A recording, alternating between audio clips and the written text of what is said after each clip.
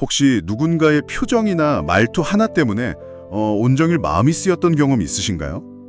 점심 먹고 마주친 동료가 인사를 좀 건성으로 받는 것 같을 때, 아니면 친구한테 메시지를 보냈는데 한참 답이 없을 때, 혹시 저 사람이 나를 싫어하나? 하는 생각이 스물스물 피어오르기 시작하면 와, 정말 걷잡을 수가 없죠.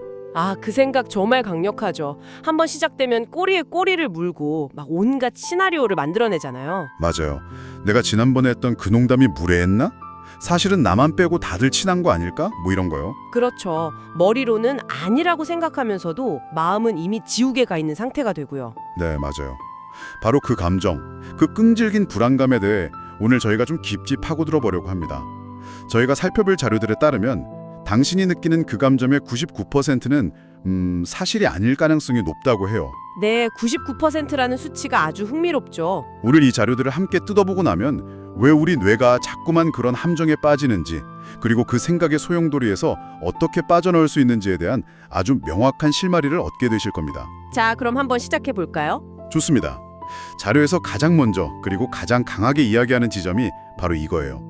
누군가 나를 싫어한다고 느끼는 건 현실 그 자체가 아니라 내 뇌가 만들어낸 해석이라는 거예요. 네, 그게 핵심입니다. 마치 우리가 모두 각자 다른 색깔의 선글라스를 끼고 세상을 보는 것과 같다고 하던데요. 아, 아주 정확한 비유입니다. 우리 뇌는 세상을 있는 그대로 복사해서 저장하는 카메라가 아니거든요. 카메라가 아니면 뭔가요? 오히려 일종의 예측 기계에 가깝죠. 매 순간 쏟아져 들어오는 방대한 정보를 전부 처리할 수가 없으니까 뇌는 과거의 경험, 그러니까 그 데이터를 바탕으로 현재 상황이 어떤 의미일지 가장 가능성 높은 시나리오를 예측해서 우리에게 보여주는 겁니다. 잠깐만요. 예측이라고 하셨는데 그게 좀 흥미롭네요. 저는 그냥 제가 보고 듣는 걸 그대로 느낀다고 생각했거든요. 제가 뭔가를 예측하고 있다는 생각은 못 해봤어요. 바로 그게 뇌의 놀라운 점이죠. 그 예측 과정이 너무나 빠르고 자동적으로 일어나서 우리는 그걸 인지조차 못하는 거예요. 자, 이런 상황을 한번 상상해 보세요. 당신이 회의실에서 발표를 하고 있는데 맞은편에 앉은 팀장님이 팔짱을 낀 채 무표정으로 당신을 보고 있어요. 어우, 이 장면 어떻게 해석되시나요? 일단 심장이 철렁 내려앉을 것 같은데요. 내 발표가 지루한가? 뭔가 마음에 안 드시나? 하는 생각부터 들겠죠. 최악의 경우엔 나를 안 좋게 보시는구나 하는 결론으로 갈 것 같고요. 그렇죠. 많은 분들이 그렇게 느낄 겁니다. 하지만 그건 여러 가능한 해석 중 하나일 뿐이라는 거죠. 다른 해석이요? 네. 그 팀장님은 그냥 발표 내용에 깊이 집중하고 있었을 수도 있고 어젯밤에 잠을 설쳐서 피곤했을 수도 있습니다. 심지어 오늘 점심 메뉴를 고민하고 있었을지도 모르는 일이죠. 하하, 제가 겪는 불안과는 전혀 상관없는 이유일 수 있다는 거군요. 맞습니다. 그런데 왜 당신의 뇌는 수많은 가능성 중에 하필 나를 부정적으로 본다는 시나리오를 가장 먼저 예측해서 보여줬을까요? 그러게요. 왜죠? 그게 바로 당신의 뇌가 가진 과거 데이터베이스 때문입니다. 만약 과거에 다른 사람들로부터 비판받거나 거절당하거나 무시당했던 경험이 많았다면 뇌의 데이터베이스에는 무표정은 위험 신호라는 공식이 아주 강력하게 저장되어 있는 거예요.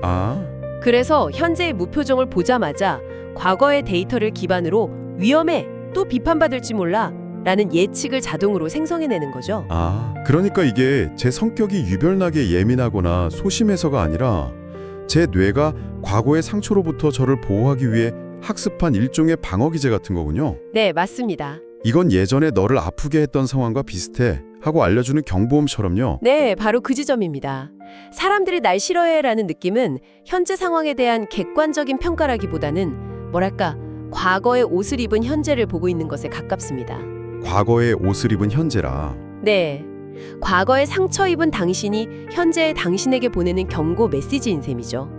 이 사실을 이해하는 것만으로도 우리는 그 감정에서 한 발짝 물러나 거리를 둘 수 있게 됩니다. 내 감정이 현실 그 자체가 아닐 수도 있다는 가능성을 열게 되는 거니까요. 그렇죠. 과거의 상처가 현재를 왜곡하는 필터 역할을 한다는 건 이제 이해가 되는데요. 근데 한 가지 의문이 남습니다. 왜 하필 사람들이 날 싫어한다? 즉, 사회적 배척이라는 방향으로 왜곡이 일어나는 걸까요?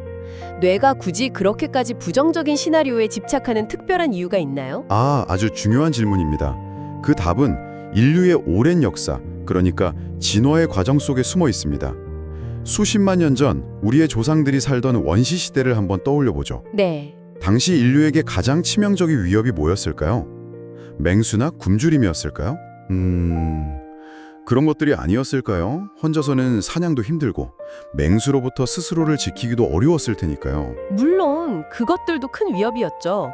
하지만 그 모든 위협을 압도하는 가장 치명적인 위협이 하나 있었습니다. 그게 뭔데요? 바로 무리로부터의 배척입니다. 아... 혼자 남겨진다는 것은 곧 굶주림과 맹수의 위협에 무방비로 노출된다는 의미였고, 그건 사실상 사형 선고나 다름없었거든요. 결국 혼자가 되는 게 가장 무서운 기지였군요. 그렇습니다.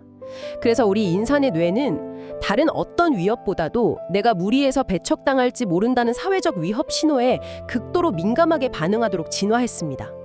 뇌의 최우선 순위는 생존이니까요. 와... 그 원시 시대의 생존 프로그램이 21세기를 사는 우리 뇌에 아직도 깊숙이 깔려 있는 겁니다. 그래서 현대사회에서는 목숨이 위태로운 상황이 아닌데도 쟤네는 여전히 원시인처럼 반응하고 있었던 거군요. 친구 답장이 5분만 늦어도 내가 뭐 잘못 보냈나 하면서 안절부절 못하는 게 맞아요. 사실은 제 뇌가 무리에서 버려질지 모른다는 원시적인 공포를 느끼고 있었기 때문이라니. 바로 그겁니다. 그 일시 불안은 정말 강력하죠. 머리로는 회의 중이겠지, 바쁜가 보지 하면서도 10분마다 휴대폰을 확인하고, 맞아요. 결국 내가 지난번에 보낸 그 이모티콘이 너무 가벼워 보였나 하는 식으로 자기 검열의 늪에 빠지잖아요. 네. 그게 바로 원시 시대부터 내려온 뇌의 경보 시스템이 오작동하는 순간입니다. 상대방의 말투가 평소보다 조금만 무뚝뚝해도 뇌는 관계가 끝날지도 모른다는 최악의 시나리오를 펼쳐놓고 당신을 극도의 긴장 상태로 몰아넣는 거죠. 제 뇌가 완전 드라마 퀸이었네요. 상대는 그냥 오늘 컨디션이 안 좋거나 점심 메뉴를 고민하는 것뿐인데 제 머릿속에서는 관계의 종말을 다룬 대서사시를 쓰고 있었던 거군요. 하하, 그렇죠. 그런데 자료에서 정말 놀라운 지점을 발견했어요. 이런 불안을 자주 느끼는 사람일수록 오히려 더 착하고 배려심 많고 책임감이 강한 사람일 가능성이 높다는 분석이었습니다. 네, 그 부분. 이건 정말 의외였어요. 보통 이런 불안은 사회성이 부족하거나 내향적인 사람들의 문제라고 생각하기 쉬운데 자료는 정반대라고 말하는 셈이잖아요. 그 부분이 이 주제의 핵심적인 반전이라고 할 수 있습니다. 왜 그럴까요? 네, 왜 그런 거죠? 그 이유는 이런 불안을 느끼는 사람들이야말로 타인에게 자신이 어떤 영향을 미칠지 끊임없이 그리고 때로는 과도하게 신경 쓰는 사람들이기 때문입니다. 그들은 자신의 말 한마디, 행동 하나가 상대방에게 불편함을 주지는 않았을까 항상 점검하고 상대방의 기분을 살피고 관계를 원만하게 유지하려는 욕구가 아주 강한 사람들이거든요. 그러니까 다른 사람의 감정 변화에 그만큼 예민한 안테나를 세우고 있기 때문에 아주 작은 신호도 남들보다 더 잘 포착하게 되고 그렇죠. 그걸 또 과거의 데이터에 기반해서 부정적으로 해석할 여지도 더 커진다는 거군요. 정확합니다. 정말 무심하고 자기중심적인 사람은 애초에 상대방의 미세한 표정 변화나 말투의 톤에 별로 신경을 쓰지 않습니다. 그렇겠네요. 따라서 혹시 저 사람이 나를 싫어하나? 라는 생각 자체를 할 기회도 이유도 적죠. 하지만 당신이 그런 불안을 느낀다는 것은 역설적으로 당신이 그만큼 타인과의 관계를 소중히 여기고 그 관계 안에서 좋은 사람으로 남고 싶어 한다는 강력한 증거가 될 수 있습니다. 잠깐만요. 그럼 제가 불안하다고 느낄 때마다 제 자신을 왜 이렇게 소심하고 예민할까라고 자책할 게 아니라 네. 오히려 내가 이 관계를 지키려고 이렇게나 애쓰고 있구나라고 생각해야 한다는 말씀이시네요. 이건 정말 완전히 다른 이야기인데요. 네. 관점을 완전히 바꾸는 거죠. 그 감정은 당신의 성격적 결함이나 사회성 부족의 증거가 아닙니다. 와. 오히려 당신의 강점인 공감 능력과 책임감이라는 엔진이 너무 과열된 결과일 수 있습니다. 당신의 뇌는 관계를 지키기 위해 너무 열심히 일하고 있는 것뿐입니다. 다만 그 방식이 수십만 년 된 구식 소프트웨어라 가끔 불필요한 경보음을 너무 시끄럽게 울릴 뿐이죠. 와, 이건 정말 큰 위안이 되네요. 제 불안이 약점이 아니라 제 강점의 부작용일 수 있다는 말이요. 네. 자, 그럼 이 놀라운 관점의 전환을 바탕으로 실질적인 질문으로 넘어가 보죠. 이 모든 걸 머리로 이해하는 것과 불안이 덮쳐오는 그 순간에 실제로 다르게 반응하는 건 또 다른 문제잖아요. 아, 그쵸. 그 감정의 파도가 밀려올 때 우리는 구체적으로 무엇을 해야 이 뇌의 착각에서 벗어날 수 있을까요? 좋은 지적입니다. 이론을 아는 것만으로는 부족하죠. 자료들이 공통적으로 제안하는 가장 강력한 방법은 뇌가 보내는 첫 번째 감정이나 생각을 검증되지 않은 가설로 취급하는 겁니다. 가설이요? 네, 즉 그대로 믿지 않는 거죠. 저 사람이 날 싫어하는 것 같아 라는 강렬한 느낌을 그냥 하나의 가설로 보라는 말씀이시죠. 탐정이 된 것처럼요. 맞습니다. 이건 피해자의 첫 번째 진술일 뿐 아직 사실로 확정된 건 아니다. 이제부터 증거를 찾아보자. 이런 태도를 갖는 거군요. 바로 그겁니다. 자동 반응 모드에서 의식적인 현실 검증 모드로 전환하는 겁니다. 감정의 파도에 휩쓸려 허우적대는 대신 잠시 멈춰서서 파도의 모양과 방향을 관찰하는 서퍼가 되는 것과 같죠. 오, 그리고 이 현실 검증 모드를 켜기 위해 스스로에게 몇 가지 아주 중요한 질문을 던져봐야 합니다. 좋습니다. 듣고 계신 분들도 지금 마음속에 떠오르는 어떤 불안한 관계가 있다면 그 상황에 대입해서 이 질문들을 한번 스스로에게 던져보시면 좋겠습니다. 첫 번째 질문은 뭔가요? 첫 번째 질문은 가장 기본적이면서도 가장 강력합니다.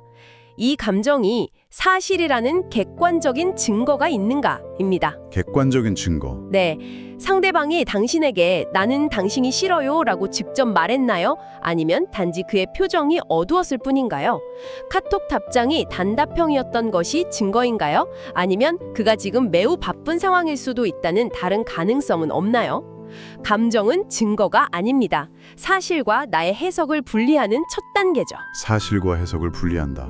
정말 중요하네요. 그럼 두 번째 질문은요? 두 번째는 우리가 앞서 이야기했던 과거의 데이터베이스를 점검하는 질문입니다. 혹시 과거의 비슷한 경험 때문에 내가 이 상황을 과장해서 해석하고 있는 건 아닐까?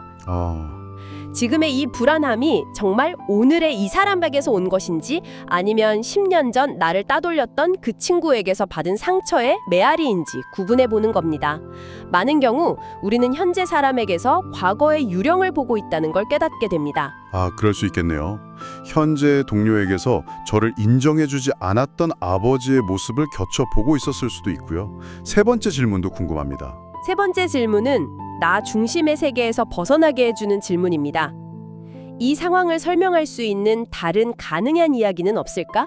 다른 이야기요? 네, 즉 저 사람이 나 때문이 아니라 그 사람 자신의 이유 때문에 그런 행동을 했을 가능성은 없나 하는 겁니다. 어젯밤에 부부싸움을 했을 수도 있고 아이가 아플 수도 있고 어제 산 주식이 폭락했을 수도 있죠.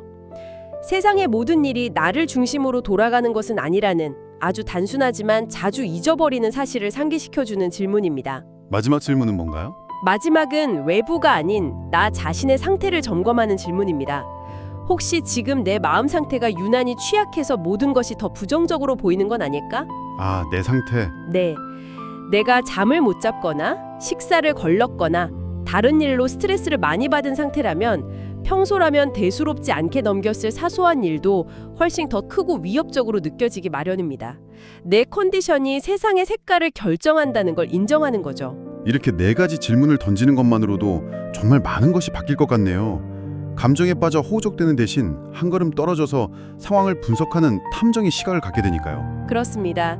이 질문을 던지는 순간 감정적 반응을 주관하는 뇌의 편도체 활동은 줄어들고 이성적인 분석과 판단을 담당하는 전두엽이 활성화되기 시작합니다. 뇌과학적으로도 그렇군요. 네, 바로 일부에서 말했던 뇌의 첫 번째 예측에 대한 반박 증거를 적극적으로 찾는 과정이죠. 첫 번째 가설에 안주하지 않고 더 현실적이고 균형 잡힌 가설을 세우도록 뇌를 훈련시키는 겁니다. 그리고 대부분의 경우 우리는 여러 가능성을 검토한 끝에 이런 결론에 도달하게 됩니다. 내가 혼자 너무 앞서갔구나. 오해했을 가능성이 훨씬 높구나. 결국 저를 괴롭히던 감정이 사라지는 건 상대방의 태도가 바뀌어서가 아니라 제 머릿속의 해석, 즉 제 이야기가 바뀌었기 때문이군요. 네, 바로 그거죠. 그는 나를 싫어해 라는 비극적인 이야기에서 그는 오늘 피곤해 보인다. 그에게는 그럴 만한 사정이 있을 수 있다는 훨씬 더 중립적이고 현실적인 이야기로 바뀌는 순간 불안은 설 자리를 잃게 되는 거고요. 정확합니다. 오늘 우리가 함께 살펴본 자료들을 종합해보면 당신을 그토록 괴롭히던 불안함은 사실 상처받은 과거에 나가 당신을 보호하기 위해 보내는 절박한 신호였을지 모릅니다. 사람들이 당신을 싫어하는 게 아니라 당신의 뇌가 당신을 지키기 위해 너무 열심히 그리고 때로는 조금 서투르게 일하고 있었던 거죠. 맞습니다. 그 불안을 없애야 할 적으로 여기기보다 나를 지키려는 내 안의 선한 의도로 바라봐주는 것만으로도 큰 위안을 얻을 수 있습니다. 아, 그러네요.